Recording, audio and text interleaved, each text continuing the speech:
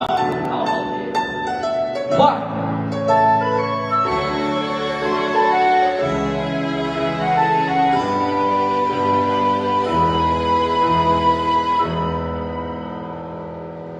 โอ้ถึงการมาเท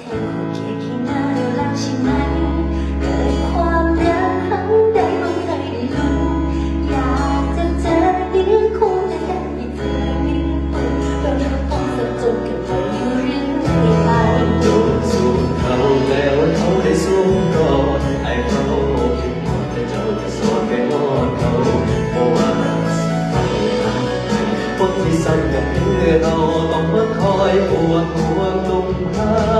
หากละเด้อพอแล้วหักไปช้ำไปเจ็บประจนหัวใจเสียเวรมันหลอกให้หายหลอกให้โดนเทหัวใจสิเทเป็นผู้คุ้มครอง กุหลาบดอกนี้เอาน้ำมาแทนหัวใจเหตุจังใดก็บอกเคยสมหวังบอกเจ้าเขาไม่พอหัวใจมันสิพังบอกมีใครหักก็บอกเป็นยังจองจือ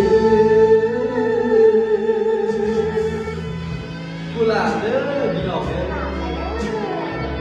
เป็นการร้องครั้งแรกเลยนะคะ ผมเคยร้องออกงานแล้ว ชอบเพลงนี้เซเว่แปลว่าอะไร เซเว่นอะ อะไรอ่ะแบบ สู้เขาแต่ว่าเขาได้สู้ก่อนไอ้เฝ้าคิดทอดแต่เจ้าแค่สอนไปรอดเขาบอกว่าสิไปนะคนที่สั่งก็คือเราต้องมาคอยปวดหัวรุมค่า พอแล้วหักไปช้ำไปเจ็บไปจนหัวใจเซเว่